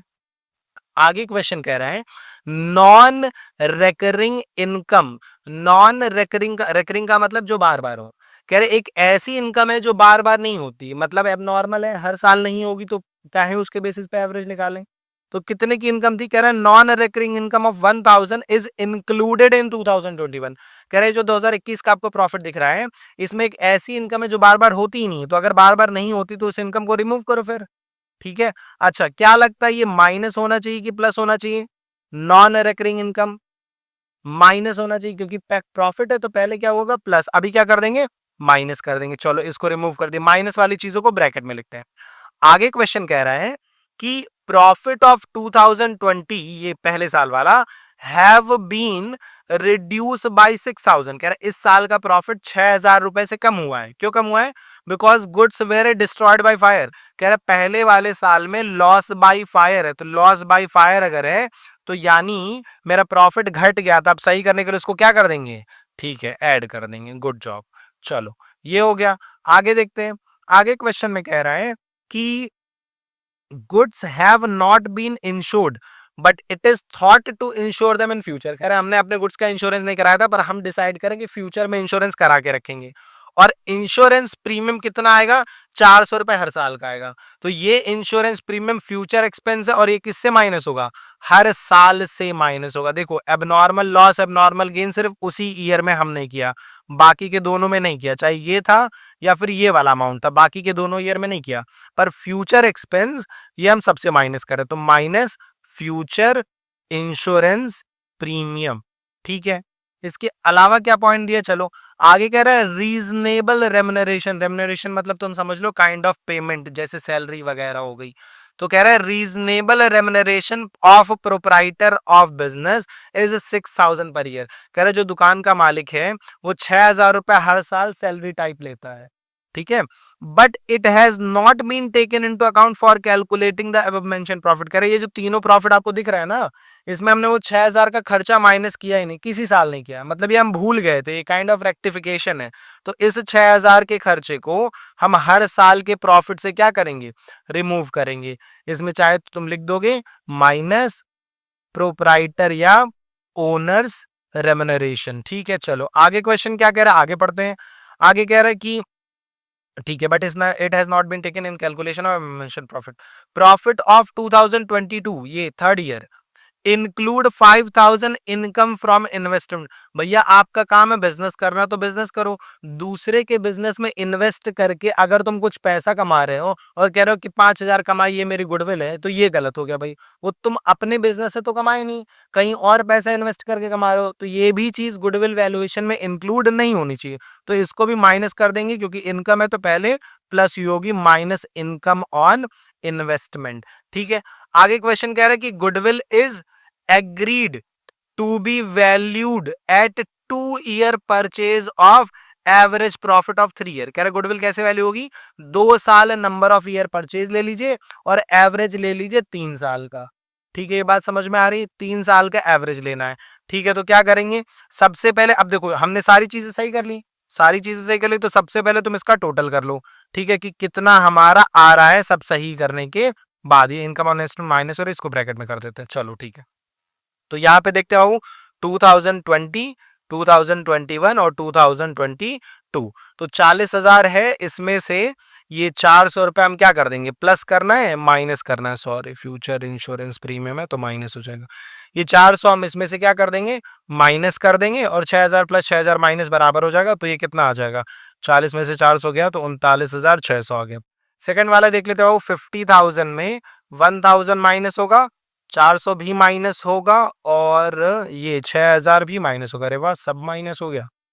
चलो ठीक है, तो आ गया 42,600। ठीक है, थर्ड ईयर का देख लेते हैं बाबू, 60,000 में 400 माइनस, 6,000 माइनस और 5,000 भी माइनस। ठीक है, तो ये आ गया 48,600। चलिए, सब हमने कर लिया। अब एक बार सब हमने कर लिया बाबू, तो अब हम क्या करेंगे, अब देखो इसका मतलब क्या, कि जो हमारा प्रॉफिट था वो एक्चुअल भी नहीं था, नॉर्मल भी नहीं था, उसमें बहुत सारी मिस्टेक थी। तो हमने क्या किया, सारी एबनॉर्मल चीजों को निकाल दिया, फ्यूचर एक्सपेंस को कंसीडर कर लिया, जो रेक्टिफिकेशन ऑफ एरर करनी थी ओनर का छूट गया तो वो भी माइनस कर लिया, और अब जो प्रॉफिट है ये मेरा नॉर्मल प्रॉफिट है। अब चूंकि ये नॉर्मल हो गया है, तो इसके बेसिस पे अब गुडविल निकाली जा सकती है। ठीक है, तो निकाल लेते हैं गुडविल। गुडविल का फॉर्मूला क्या होता है एवरेज प्रॉफिट मेथड में, गुडविल का फॉर्मूला था वो average profit multiply by number of year purchase. ठीक है, एवरेज प्रॉफिट अभी नहीं पता, number of year purchase question ने कितना बोला है, 2 ईयर, तो यहाँ पे लिख देंगे 2, और यहाँ पे आ जाएगा हमारा आंसर। ठीक है, चलो इसको थोड़ा सा यहाँ से हटा देते हैं, एवरेज प्रॉफिट इंटू 2 कर देंगे और ये आंसर आ जाएगा। अब हमें चाहिए एवरेज प्रॉफिट, तो एवरेज प्रॉफिट कैसे निकलेगा बाबू, सारे प्रॉफिट को आप ऐड कर दीजिए। एवरेज प्रॉफिट का फॉर्मूला क्या होता है, टोटल प्रॉफिट डिवाइडेड बाई क्या करना है, टोटल नंबर ऑफ ईयर। तो टोटल नंबर ऑफ ईयर हमारे कितने हैं, 3 है। अब आप इनको ऐड करो, पहले तीनों को ऐड करते हैं, तो ये हमारा 39,600 प्लस 42,600 प्लस 48,600, तीनों को ऐड किया बाबू, और इसको किससे डिवाइड कर दिया, 3 से डिवाइड कर दिया। तो देखते हैं इसको, ये कितना आ जाएगा, 48,600, और इसमें ऐड कर दिया 42,600, और इसमें भी ऐड कर दिया 39,600, और टोटल आ गया, इसको डिवाइड कर दिया 3 से, तो ये आ गया बाबू 43,600। स्पेस नहीं है, एडजस्ट कर देने। ये आया है एवरेज। अब एवरेज को यहाँ पे तुम लिख दो, और एवरेज को मल्टीप्लाई कर दो 2 से, क्योंकि नंबर ऑफ ईयर परचेज है 2, तो 87,200 हमारी हो जाएगी फर्म की गुडविल। अब कुछ बच्चे इसमें पटाख से आंसर में लटक के झांकने की कोशिश कर रहे होंगे कि सर सर सर सर यहाँ तो 90,200 लिखा है सर, आपका पहले क्वेश्चन में चैप्टर का आंसर गलत आ गया सर। अरे सर क्या पढ़ा दे रहे हैं सर, अरे बेटा सब्सक्राइबर कम इसका मतलब नहीं गलत पढ़ा रहे, यहाँ ध्यान दो। अभी थोड़ी देर पहले तुम लोग को बोले, लेकिन भावुक हो के हमेशा आंसर लटक के देखने लगते हो। क्वेश्चन में ये मैंने क्या बोला था कि ये क्वेश्चन दूसरे टॉपिक पे बेस्ड है। ये क्या क्वेश्चन था, वेटेड एवरेज प्रॉफिट का। ठीक है, अप्रोप्रिएट वेट भी दिखे थे, ये सब मैंने हाइड कर रखा है। ठीक है, तुम पटाख से आंसर देखने लगते हो। ठीक, तो एवरेज प्रॉफिट मेथड था, ये एवरेज प्रॉफिट मेथड का क्वेश्चन नहीं था, इसलिए ऑब्वियस सी बात है आंसर अलग आएगा। बट पॉइंट ये है कि तुम्हें एवरेज प्रॉफिट मेथड का कॉन्सेप्ट समझ आया कि एवरेज प्रॉफिट मेथड का कॉन्सेप्ट समझ नहीं आया, आ गया होगा आई होप। ठीक है, अब एवरेज प्रॉफिट मेथड का एक एक्सटेंशन है वेटेड एवरेज प्रॉफिट। ठीक, तो वेटेड एवरेज प्रॉफिट क्या होता है, 2 मिनट लगेगा समझ लो, अगली वीडियो में बाद में देखेंगे। ठीक है, वेटेड एवरेज प्रॉफिट मेथड क्या होता है, थोड़ा सा टाइम दो समझ जाओगे। देखो, एवरेज प्रॉफिट मेथड का ही एक एक्सटेंशन है क्या, weighted average profit method. Weighted average profit method क्या कहता है कि जो रीसेंट ईयर है, एकदम लास्ट वाला, जैसे हमारा एकदम रीसेंट ईयर क्या हुआ 2022, ये सबसे लेटेस्ट ईयर है, जो रीसेंट ईयर है इसकी ज्यादा इंपॉर्टेंस है, 2 साल पहले वाले प्रॉफिट की उतनी इंपॉर्टेंस नहीं है। ठीक है, तो आपको क्या करना है, आपको हर प्रॉफिट को एक वेट असाइन करना है। वेट असाइन करने का क्या मतलब है, यहां पे समझो तुम, अगर मान लो यही सेम क्वेश्चन था और उसमें कह दिया कि गुडविल निकाली, अब चलो इस क्वेश्चन को हम तो पूरा तुमको दिखा देते हैं। यहां पे क्वेश्चन कह रहा है सेम क्वेश्चन, पर कह रहा है goodwill is agreed to be valued at 2 year purchase of weighted average profit of past 3 year. कह रहा है गुडविल कैसे निकलेगी, वेटेड एवरेज प्रॉफिट से निकलेगी। तो वेटेड एवरेज प्रॉफिट मेथड में बाबू गुडविल निकालने का फॉर्मूला होता है weighted average profit divided by, sorry, multiply by number of year purchase. ठीक है, number of year purchase question में हमारा वही है 2, पर वेटेड एवरेज प्रॉफिट हमें पता नहीं। ठीक, अब वेटेड एवरेज प्रॉफिट कैसे निकलता है, देखो वेटेड एवरेज प्रॉफिट, बेसिकली हम क्या कर रहे हैं, हमें चाहिए वेटेड एवरेज प्रॉफिट, यानी हमें किसका एवरेज चाहिए, हमें एवरेज निकालना है बाबू वेटेड प्रॉफिट का। तो वेटेड प्रॉफिट का एवरेज कैसे निकलता है, वेटेड प्रॉफिट का एवरेज निकालने के लिए तुम्हें क्या लेना है, टोटल वेटेड प्रॉफिट लेना है, टोटल वेटेड प्रॉफिट। और इसको डिवाइड किससे करोगे, इसको डिवाइड करोगे तुम टोटल वेट से, यानी टोटल वेटेड प्रॉफिट को किससे डिवाइड करेंगे, टोटल वेट से। अब तुम कहोगे सर टोटल वेटेड प्रॉफिट क्या है, टोटल वेटेड प्रॉफिट का मतलब वेटेड प्रॉफिट को जोड़ लो। अब कहोगे सर वेटेड प्रॉफिट क्या है, तो वेटेड प्रॉफिट कुछ नहीं बाबू, ये जो तुम्हारा प्रॉफिट था ना 3 साल का, इसको सबसे पहले तुम्हें सही तो करना ही पड़ेगा। सही कर लिए, सही करने के बाद कुछ नहीं करना है, यहाँ पे स्पेस नहीं, तो मैं इसको यहां से कर लेता हूं कॉपी। ठीक है, और इसको यहाँ पे हम लिख लेते हैं। देखो बेसिकली हमें ये छोटी सी चीज करनी है, paste paste paste paste paste, हो गया पेस्ट। ये बेसिकली मेरा नॉर्मल प्रॉफिट दिया हुआ था, हमने अपने प्रॉफिट को सही कर लिया, उसी के नीचे लिखना है। ठीक है, प्रॉफिट को सही कर लिया, इसके बाद तुम्हें कुछ नहीं करना, तुम्हें इसको मल्टीप्लाई कर देना वेट से। क्वेश्चन में वेट असाइन किया है, कह रहा the appropriate weight to be used are 20 के लिए 1, 21 के लिए 2, 22 के लिए 3। तो यहाँ पे लिख लो 1 2 3, हाँ 4 5 6 7 बाद में बेटा, बस इतना ही। 39,600 इंटू 1, ये भी हम क्या मल्टीप्लाई कर रहे हैं, तो ये सेम रहेगा 39,600। और इसको मल्टीप्लाई करोगे 42,600 इंटू 2, तो ये हमारा आ जाएगा कितना, 85,200। और ये 48,600 को मल्टीप्लाई करोगे 3 से, ठीक है, 1,45,800। बेसिकली कुछ हमने किया नहीं, हमने अपने प्रॉफिट को किससे मल्टीप्लाई कर दिया, वेट से मल्टीप्लाई कर दिया, तो हमारा क्या निकल के आ गया, वेटेड प्रॉफिट निकल के आ गया। प्रॉफिट को वेट से मल्टीप्लाई करने पे क्या निकल के आ गया, वेटेड प्रॉफिट निकल के आ गया। अब आगे तुमको पता है वेटेड एवरेज कैसे निकलेगा, वही सेम तरीका है, टोटल वेटेड प्रॉफिट लो, यानी कि 39,600 प्लस दूसरा क्या है 85,200 प्लस तीसरा क्या है बाबू 145,800 डिवाइडेड बाई 3 से मत कर देना, क्योंकि ये वेटेड चल रहा है, तो इससे किससे मल्टीप्लाई करेंगे, टोटल वेट से करेंगे। तो टोटल वेट कितना है, 3 + 2 + 1 यानी 6, तो 39,600 प्लस 85,200 और प्लस 145,800 टोटल आ गया। इसको हमने डिवाइड कर दिया किससे, 6 से, तो ये हमारा आ गया बाबू 45,000, जगह ही नहीं है, 45,100 निकल के आ गया। ठीक है, 45,100 निकल के आ गया। अब ये हमारा क्या निकल के आ गया बाबू, वेटेड एवरेज निकल के आ गया। और वेटेड एवरेज को हम यहाँ पे रख देंगे 45,100 और इसको मल्टीप्लाई कर देंगे किससे, 2 से मल्टीप्लाई कर देंगे, तो हमारा आंसर आ जाएगा 90,200। जैसे एवरेज प्रॉफिट मेथड का फॉर्मूला था, सेम फॉर्मूला सुपर प्रॉफिट में भी अप्लाई होता है, जहाँ पे गुडविल का फॉर्मूला हो जाता है super profit multiply by number of year purchase. Super profit क्या होता है बाबू, देखो सुपर प्रॉफिट का मतलब होता है कि अगर मान लीजिए आप मार्केट में 2 फर्म है, फर्म ए और फर्म बी, और दोनों एक जैसा बिजनेस कर रही हैं, और एक जितने ही कैपिटल लगाई है, दोनों में कैपिटल सेम है, पर एक बिजनेस ऑन एन एवरेज मान लो 10,000 कमा रहा है और दूसरा बिजनेस ऑन एन एवरेज सिर्फ 8,000 कमा रहा है।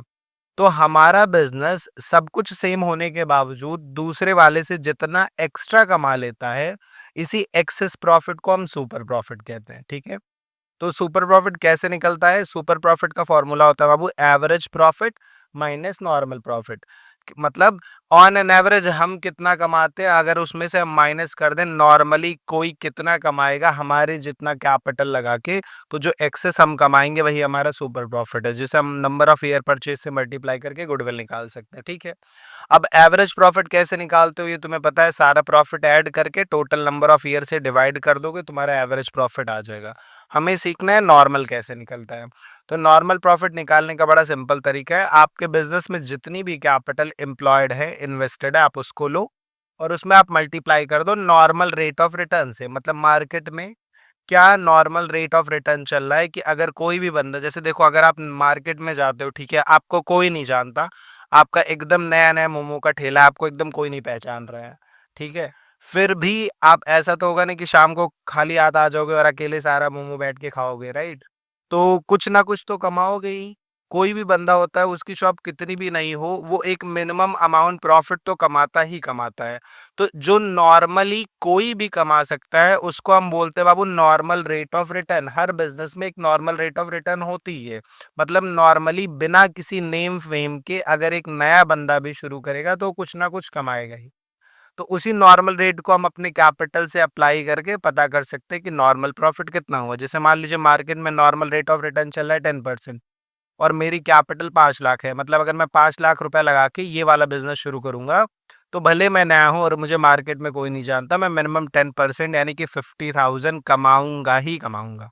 That is my normal profit. और हम ऑन एन एवरेज कितना कमाते हैं, उसमें से हम नॉर्मल प्रॉफिट को माइनस करके सुपर पता कर सकते हैं। मतलब अगर मान लो कोई एक बिजनेस है जो ऑन एन एवरेज 5 लाख की कैपिटल पे 60,000 रुपए बना रहा है, पर हम ऑन एन एवरेज अभी कुछ नहीं कमा रहे क्योंकि हमारा नया नया बिजनेस है, तो हमारे नॉर्मल प्रॉफिट सिर्फ 50,000 की है। तो उसका बिजनेस उतनी कैपिटल पे हमसे 10,000 रुपए एक्स्ट्रा बना रहा है। ये 10,000 उसकी क्या है, सुपर प्रॉफिट है। ठीक है, इस सुपर प्रॉफिट को हम नंबर ऑफ ईयर परचेज से मल्टीप्लाई कर देते हैं, तो हमारी क्या आ जाती, गुडविल आ जाती। नंबर ऑफ ईयर परचेज का क्या मतलब होता है? नंबर ऑफ ईयर परचेज का मतलब होता है कि हम क्या एक्सपेक्ट कर रहे हैं, ये एक्स्ट्रा प्रॉफिट हम कितने साल और कमा सकते हैं, राइट? तो इस तरीके से हमारी गुडविल निकलती है। तो आप समझ गए होगे कि गुडविल मतलब super profit into number of year purchase. Number of year purchase always question में दिया रहता है। सुपर कैसे निकलेगा? एवरेज में से नॉर्मल माइनस करके निकलेगा। एवरेज निकालना आता है, ये total profit divided by total number of year. और नॉर्मल निकालने का फॉर्मूला होता है कैपिटल इनटू रेट अपॉन 100। ये रेट भी क्वेश्चन में हमेशा दिया रहता है, नाम अलग अलग हो सकते हैं, interest rate, return on investment, return on capital, hurdle rate, right? इसके बहुत अलग अलग नाम हो सकते हैं। तो आपको बस रेट दिखा, आप समझ जाओ नॉर्मल रेट ऑफ रिटर्न ही है वो। ठीक है, नॉर्मल भी निकल गया। अब एक प्रॉब्लम है, सर कैपिटल एम्प्लॉयड कैसे पता चलेगी? तो कैपिटल एम्प्लॉयड निकालने के बाबू दो तरीके होते हैं, और क्वेश्चन में जो भी दिया रहेगा हम उस हिसाब से निकालते हैं। देखो, कैपिटल एम्प्लॉयड निकालने का पहला तरीका तो वो है जो आपने क्लास 11th में सीखा था, अकाउंटिंग इक्वेशन वाला। जैसे फॉर्मूला हमारा होता था asset equals to liability plus capital, तो उसको हम इस तरीके से भी लिख सकते थे कि capital equals to asset minus external यानी कि आउटसाइड लाइबिलिटी। तो अगर हम एसेट में से सारी आउटसाइड लाइबिलिटी को माइनस कर देंगे तो कैपिटल निकल जाएगा। एक तरीका ये हमारा कैपिटल एम्प्लॉयड निकालने का है।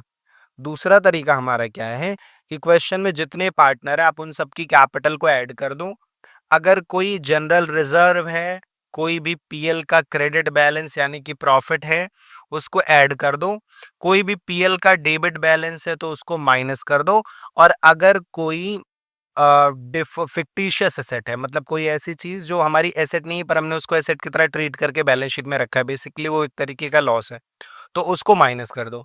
सिंपल सा मतलब। देखो ये सब कर क्यों रहे हैं सर? आप कैपिटल को कैपिटल एम्प्लॉयड क्यों नहीं बोल रहे हो? उसमें आप ये जनरल रिजर्व और पीएल प्रॉफिट ऐड क्यों कर रहे हो और ये लॉसेस को माइनस क्यों कर रहे हो? देखो बाबू, अगर हम पिछले सालों के प्रॉफिट में से रिजर्व नहीं बनाते तो वो प्रॉफिट पार्टनर में बंटता, और पार्टनर में बंटता तो उनकी कैपिटल अपने आप इंक्रीज हो जाती, राइट? अगर आपके पीएल में अभी भी बैलेंस है, इसका मतलब आपने प्रॉफिट को अभी नहीं बांटा। पीएल में डेबिट बैलेंस है, मतलब आपने लॉस को नहीं बांटा। तो कल को अगर हम ये प्रॉफिट या लॉस, ये रिजर्व वगैरह अगर यूज नहीं कर पाते हैं और इसको ओनर्स में डिस्ट्रीब्यूट करते हैं, तो अल्टीमेटली वो कैपिटल को ही बढ़ाएगा। इसका मतलब अभी जो हमें पार्टनर कैपिटल दिख रही है वो ट्रू कैपिटल एम्प्लॉयड नहीं है। तो इसलिए हम कैपिटल एम्प्लॉयड निकालने के लिए पार्टनर कैपिटल में एक्यूमुलेटेड प्रॉफिट को प्लस कर देते हैं और एक्यूमुलेटेड लॉसेस को माइनस कर देते हैं। ठीक है, इसमें से जो चीजें दी रहेंगी उसको प्लस करना, माइनस करना, जो नहीं दिया उसको छोड़ देना। अब दोनों में से कौन सा फॉर्मूला लगेगा डिपेंड करता है क्वेश्चन में इन्फॉर्मेशन कैसी है। अगर एसेट और आउटसाइड लायबिलिटी दी हो तो मतलब अकाउंट इक्वेशन वाले तरीके से निकाल लेना, और अगर पीएल या कैपिटल पार्टनर की ये सब दिया है तो इससे निकाल लेना। अगर क्वेश्चन में दोनों दिए तो बेटा तुम्हारी चॉइस है, दोनों में से कुछ भी अप्लाई करो, पर कैपिटल एम्प्लॉयड निकाल के लाओ। क्योंकि कैपिटल एम्प्लॉयड पता चलेगी तो उसमें रेट अप्लाई करके हम निकालेंगे नॉर्मल प्रॉफिट, और फिर एवरेज में से नॉर्मल माइनस करके निकालेंगे सुपर प्रॉफिट। फिर सुपर प्रॉफिट को मल्टीप्लाई करेंगे नंबर ऑफ ईयर परचेज से, तो हमारा क्या आ जाएगा, गुडविल। आई होप चीजें क्लियर हो रही होंगी आपको, राइट? चलिए, अब सुपर प्रॉफिट मेथड समझ में आ गया, तो चलिए पहले इस पे एक क्वेश्चन देख लेते हैं, फिर बात करेंगे अगले मेथड की या लास्ट मेथड की जो कि कैपिटलाइजेशन है। आओ देखो क्वेश्चन क्या कह रहा है यहाँ पे क्वेश्चन में कह रहा है बाबू कि A and B are partner, एक फर्म में दो पार्टनर है, ठीक है, कौन कौन, ए और B. They admit C for 1/4 share, एक नया पार्टनर सी ज्वाइन कर रहा है 1/4 के लिए, ठीक है। क्वेश्चन कह रहा है कि for this purpose goodwill is to be valued at 3 year purchase of super profit. कह रहा है गुडविल हम कैसे वैल्यू करेंगे, हम गुडविल वैल्यू करेंगे, goodwill equals to super profit multiply by number of year purchase. अब number of year purchase question में खुद बोल दिया, आप 3 कंसीडर कर लेना, सुपर प्रॉफिट यहाँ लिख देंगे, आंसर आ जाएगा। अभी हमें क्या चाहिए, सुपर प्रॉफिट चाहिए, ठीक है। सुपर प्रॉफिट कैसे निकलता है, एवरेज प्रॉफिट में से क्या माइनस कर दिया जाए, नॉर्मल माइनस कर दिया जाए, ठीक है। अभी देखते हैं क्वेश्चन में क्या क्या दिया है। फिर कह रहा है following information is provided to you, हमें कुछ एडिशनल इन्फॉर्मेशन दी है, क्या दिए देख लेते हैं। A is capital, B is capital, general reserve, PL का क्रेडिट बैलेंस है, मतलब प्रॉफिट और एसेट। अब यहाँ अगर तुम नोटिस करो तो कैपिटल एम्प्लॉयड निकालने के लिए तुम्हें ये कैपिटल वाला रूट भी दिख रहा है और सर एसेट भी दिख रही है, तो कौन सा वाला लगाएं, कोई भी लगा सकते हो, पर ये एसेट वाला साइड नहीं लगा पाओगे अभी, क्यों, क्योंकि सर एसेट तो दिख रहा है पर फॉर्मूले में हमें लाइबिलिटी भी तो चाहिए, एक्सटर्नल लाइबिलिटी, और लाइबिलिटी नहीं दी है। इसका मतलब कि ये जो हमें क्वेश्चन में दिया हुआ है, ये सन्ड्री एसेट सिर्फ क्वेश्चन तुमको कंफ्यूज करने के लिए दे रहा है, राइट। इसका यहाँ पे कोई यूज नहीं है, हमें जो है फर्स्ट ये इसी वाले तरीके से निकालना पड़ेगा कैपिटल एम्प्लॉयड को। आगे क्वेश्चन में कह रहा है कि sir normal rate of return market में 15% चलता है और average profit 2 lakh per year है, आप गुडविल बता दीजिए सुपर प्रॉफिट मेथड से, ठीक है। तो अच्छा, एवरेज प्रॉफिट क्वेश्चन बता दिया तो यहाँ वैल्यू तुम लिख लो, average profit 2 lakh per year, तो हमने 2 लाख लिख दिया, इसमें से नॉर्मल माइनस करेंगे, यहाँ हमारा सुपर प्रॉफिट आ जाएगा। अब हमें चाहिए नॉर्मल प्रॉफिट, तो तुम यहाँ पे लिखो नॉर्मल प्रॉफिट। अब नॉर्मल प्रॉफिट कैसे निकलता है बाबू, फॉर्मूला लिख लो, capital employed into normal rate of return upon 100। Sir अभी हमें तो कैपिटल एम्प्लॉयड भी नहीं पता, तो इसको तुम यहीं पे छोड़ दो, अब आ जाओ तुम कैपिटल एम्प्लॉयड पता करने। कैपिटल एम्प्लॉयड में हम क्या बताए थे, क्या तरीका होता है, तुम सारे पार्टनर की पहले कैपिटल ले लो, तो एज कैपिटल बाबू 5 लाख हो गई, इसमें हम दूसरे पार्टनर की कैपिटल भी ऐड कर देते 20 कैपिटल, जो कि क्वेश्चन में 4 लाख दी है। फिर हमें क्वेश्चन में जनरल रिजर्व भी दिख रहा है, तो जनरल रिजर्व प्लस हो जाता है, जो कि हमारा है 1,50,000, और पीएल का क्रेडिट बैलेंस है, तो वो भी प्रॉफिट ही है, अगर डेबिट होता तो माइनस होता, पर क्रेडिट है तो ऐड हो जाएगा 30,000। फिर एसेट दिया है तो उसका तो कुछ करना नहीं है, बस अब इसको फटाफट से जोड़ लेते, तो 5 4 9 1 10, 10,80,000 ही हमारा आ गया, ठीक है। कैपिटल पता चल गई, अब एक बार कैपिटल पता चल गई तो यहाँ पे तुम उसको लिख लो 10,80,000 इंटू रेट, क्वेश्चन में कितना बताया बाबू 15%, तो 15/100। तो अब हम इसको सॉल्व कर लेंगे, 10,80,000 का 15%, तो ये हमारा आ गया बाबू 1,62,000 का, क्या निकल के आ गया हमारा, ओके, ये हमारा निकल के आ गया 162 का नॉर्मल प्रॉफिट। अब एक बार नॉर्मल प्रॉफिट पता चल गया तो आप यहाँ पे लिख दो average profit minus normal profit 162, right. तो इसमें से हम इसको माइनस कर लेंगे, तो 38,000 हमारा क्या निकल के आ गया, सुपर प्रॉफिट आ गया, राइट। बस अब एक बार सुपर प्रॉफिट पता है तो गुडविल के फॉर्मूले में लिख दो, super profit into number of year purchase, यानी कि 38,000 मल्टीप्लाई बाई 3, तो हमारी गुडविल आ गई 1,14,000। आई होप चीजें आपको क्लियर हो गई होंगी। तो इस क्वेश्चन में गुडविल आ गई 1,14,000, पर सर ये तो आंसर से मैच कर नहीं रहा, क्योंकि बेटा क्वेश्चन में गुडविल पूछा ही नहीं है। क्वेश्चन में क्या पूछा है, रीड करो। कह रहा है you are required to calculate C's share of goodwill. कह रहा है फर्म की गुडविल हमें जानने में कोई इंटरेस्ट नहीं है, जो नया पार्टनर सी 1/4 के लिए आ रहा है आप उसकी गुडविल बता दीजिए। तो कोई दिक्कत नहीं है, तुम्हें फर्म की गुडविल पता है, राइट, तो तुम सी की भी गुडविल बता सकते हो। सी की गुडविल क्या हो जाएगी, सी की गुडविल हो जाएगी बेटा फर्म की गुडविल मल्टीप्लाई बाय सी का शेयर। तो फर्म की गुडविल हमारी कितनी आई है, 114,000 मल्टीप्लाई बाई 1/4, तो इसको 4 से डिवाइड कर देते हैं, तो ये हमारा आ गया 28,500, राइट। गुड, आई होप चीजें आपको एकदम अच्छे से क्लियर हो गई होंगी कि सुपर प्रॉफिट किस तरीके से काम करता है। अच्छा, एक चीज और यहाँ समझ लो, ठीक है। अब ये एक कॉन्सेप्ट समझो, क्या कह रहा है, if goodwill is given but amount is missing, another amount is missing, मतलब क्या है कि अगर मान लो कभी कभी क्वेश्चन ऐसा दे सकता है कि ये सारी इंफॉर्मेशन ना देके तुमको क्वेश्चन कुछ चीजें बताए और साथ में कह दे कि भैया फर्म की गुडविल 1,14,000 है, और क्वेश्चन एवरेज प्रॉफिट गायब कर दे, या क्वेश्चन सब बता रहा है, गुडविल भी बता रहा है, पर नॉर्मल प्रॉफिट गायब कर दे, या सब कुछ बता रहा है, कैपिटल एम्प्लॉयड गायब कर दे। तो मतलब ऐसा हो सकता है किसी क्वेश्चन में कि गुडविल दे रहा है और कुछ और मिसिंग करके पूछ ले रहा है, तो आई होप उसमें तुमको कोई प्रॉब्लम नहीं होगी। अगर गुडविल पता है तो तुम गुडविल की वैल्यू लिख देना और बाकी मिसिंग चीजें निकालने की कोशिश करना। जैसे मान लो इसी एग्जांपल में अगर क्वेश्चन कह देता कि कैपिटल एम्प्लॉयड गायब है, कैपिटल एम्प्लॉयड निकाल लो, तो हम क्या करते देखो, मान लो गुडविल दी होती तो हम फॉर्मूला लिखते goodwill equals to super profit multiply by number of year purchase. अब यहाँ पे मान लो क्वेश्चन में तुम्हें गुडविल दी थी, तुमने गुडविल लिख दिया, और नंबर ऑफ ईयर परचेज दिया था, नंबर ऑफ ईयर परचेज लिख दिया। अब इन दोनों की हेल्प से तुम सुपर प्रॉफिट पता कर लोगे, फिर तुम सुपर प्रॉफिट का फॉर्मूला लिखोगे। चूंकि तुम्हें सुपर प्रॉफिट पता तो तुमने सुपर प्रॉफिट लिख लिया, और तुमको एवरेज प्रॉफिट पता था तुमने वो भी लिख दिया। जब तुम ये दो वैल्यू लिख दोगे तो तुम्हें क्या पता चल जाएगा, नॉर्मल प्रॉफिट पता चल जाएगा। फिर तुम लिखना कैपिटल एम्प्लॉयड वाले हेल्प से नॉर्मल प्रॉफिट कैसे निकलता था, तो अब तुम इस फॉर्मूले पे आओगे। फिर इसमें तुम क्या क्या लिख दोगे कि अच्छा ठीक है, हमें नॉर्मल प्रॉफिट पता है यहाँ पे, और हमें पता है नॉर्मल रेट ऑफ रिटर्न इन 200। तो जब ये तीनों चीजें हमें पता है तो कैपिटल एम्प्लॉयड हमारा क्या आ जाएगा, बैलेंसिंग फिगर आ जाएगा। ठीक है, तो इस तरीके से अगर मान लीजिए क्वेश्चन में कभी गुडविल दी है या और कुछ मिसिंग है तो फिर हम उसको निकाल सकते हैं। ठीक, ये क्वेश्चन पे डिपेंड कर जाता है कि वो गुडविल पूछना चाह रहा है कुछ और पूछना चाह रहा है। तो आई होप इसमें कोई प्रॉब्लम नहीं होगी। राइट, चलिए। अब ये अगर क्लियर हो गया बाबू सुपर प्रॉफिट मेथड एकदम अच्छे से, तो अब आ जाओ हम अपने गुडविल के लास्ट मेथड को डिस्कस कर लेते हैं, जो कि हमारा एक कैपिटलाइजेशन मेथड है। ठीक है, चलो देखते हैं। कैपिटलाइजेशन मेथड में बाबू गुडविल निकालने के दो फॉर्मूले होते हैं। एक हमारा होता है कैपिटलाइजेशन ऑफ एवरेज प्रॉफिट, और दूसरा हमारा होता है कैपिटलाइजेशन ऑफ सुपर प्रॉफिट। एक एक करके बात करते हैं इसका मतलब क्या होता है। अच्छा, पहले समझो कैपिटलाइजेशन मेथड करता क्या है।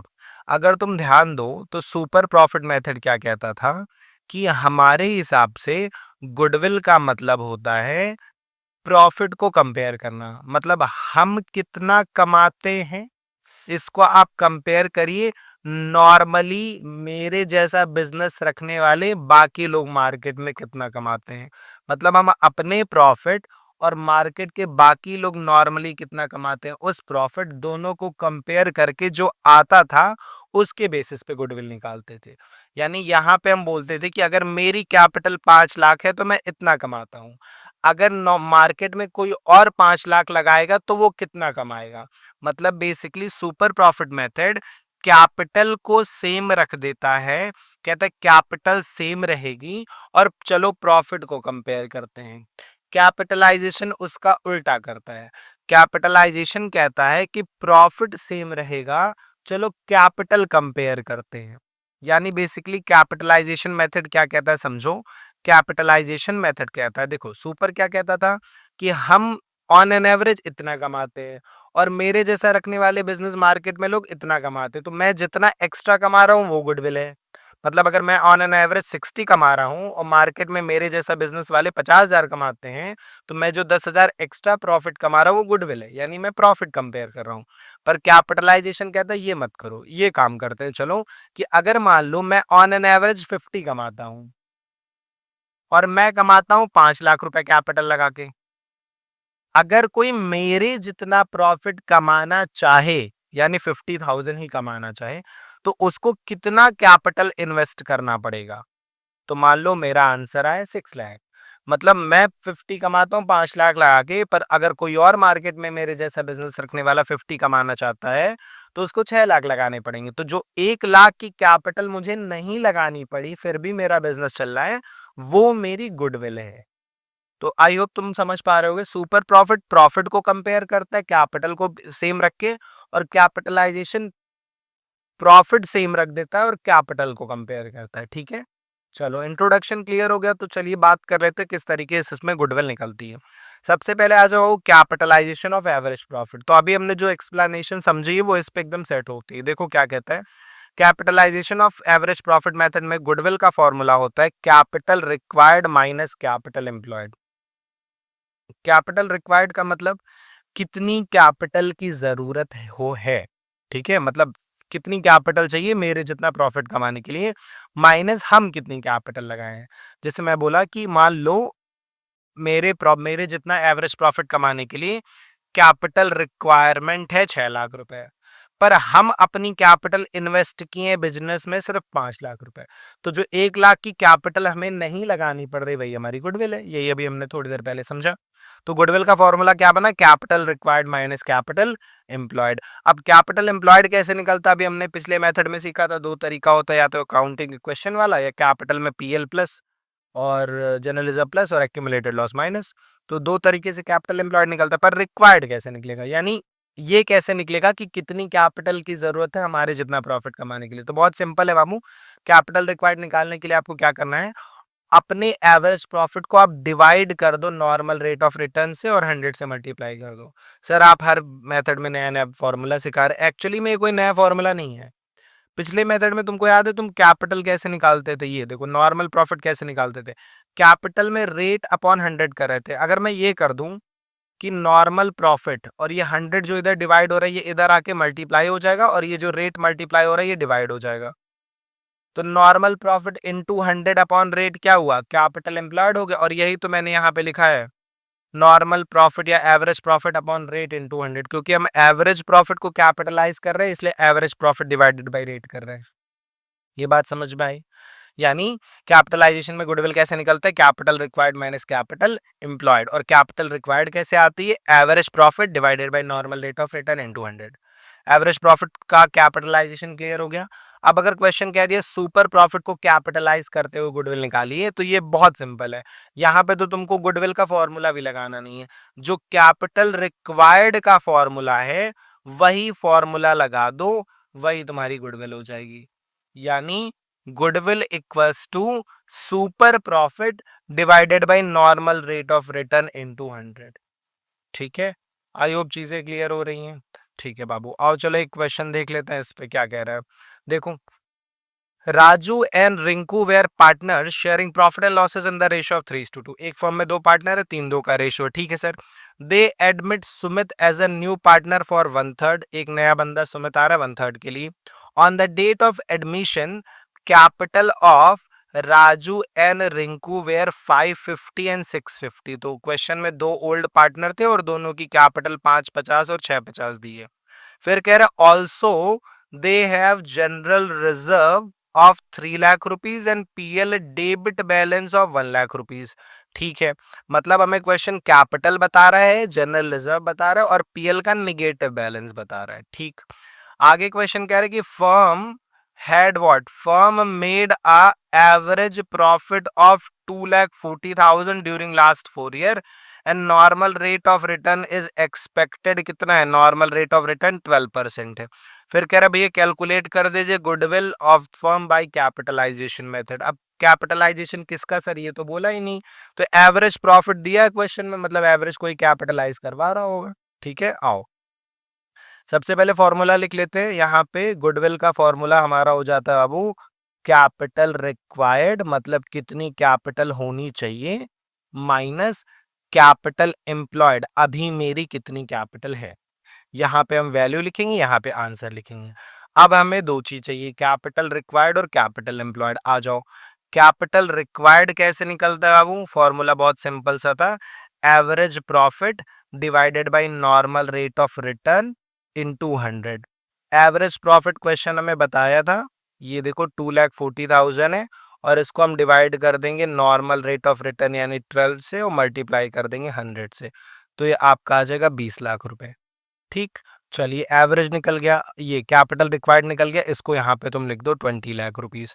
अब इसमें से माइनस करना है कैपिटल एम्प्लॉयड, उसके लिए हमें कैपिटल एम्प्लॉयड चाहिए, तो चलो कैपिटल एम्प्लॉयड निकाल लेते हैं। अब यहाँ पे दो फॉर्मूला हमारा था, अकाउंटिंग क्वेश्चन और पार्टनर कैपिटल वाला। यहाँ पे हम कौन सा लगाएंगे, पार्टनर कैपिटल वाला, क्योंकि अकाउंटिंग क्वेश्चन तो लग नहीं सकता, ना एसेट दी है ना लायबिलिटी दी है। तो पार्टनर कैपिटल की हेल्प से कैसे निकलता है, फटाफट से कर लेते हैं। सबसे पहले हम पार्टनर की कैपिटल ऐड कर लेते हैं, तो ऐड करो। सबसे पहले हम लिखेंगे राजू की कैपिटल कितनी है, इसमें प्लस कर देंगे रिंकू की कैपिटल कितनी है, फिर इसमें हम ऐड कर इसको लिख लेते हैं पहले 550 राजू की कैपिटल है और 650 रिंकू की कैपिटल है। इसमें कोई भी एक्यूमुलेटेड प्रॉफिट प्लस हो जाता है और एक्यूमुलेटेड लॉस माइनस हो जाता है। तो क्वेश्चन में एक एक्यूमुलेटेड प्रॉफिट दिया हुआ है जनरल रिजर्व, जो कि क्वेश्चन में हमें दिया 3 लाख रुपए का, और पीएल का निगेटिव बैलेंस दिया हुआ है, डेबिट बैलेंस। तो पीएल का डेबिट बैलेंस हम माइनस कर देते हैं, जो कि दिया है 1 लाख रुपए। बस अब क्वेश्चन में और कुछ है नहीं, तो इसको ऐड कर लेते हैं।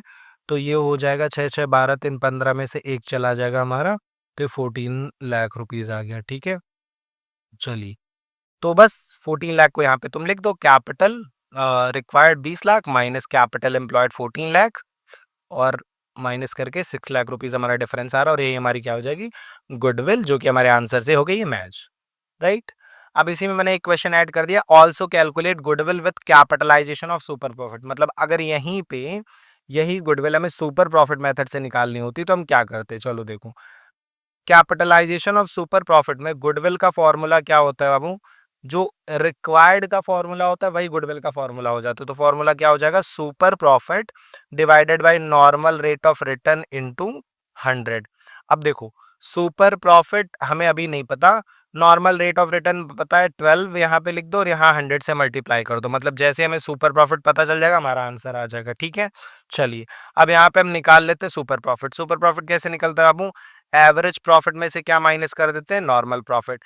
एवरेज प्रॉफिट क्वेश्चन खुद बता रहा था, एवरेज प्रॉफिट क्वेश्चन में कितना दिया था, कितना दिया था, ये था 2,40,000। इसमें से हमें माइनस करना है बाबू क्या, नॉर्मल प्रॉफिट माइनस करना है, तो यहाँ पे हमारा आंसर आ जाएगा। अब नॉर्मल प्रॉफिट कैसे निकलता था, कैपिटल एम्प्लॉयड, इसमें आप मल्टीप्लाई करते हैं नॉर्मल रेट ऑफ रिटर्न से, और इसको डिवाइड किससे कर देते हैं, 100 से।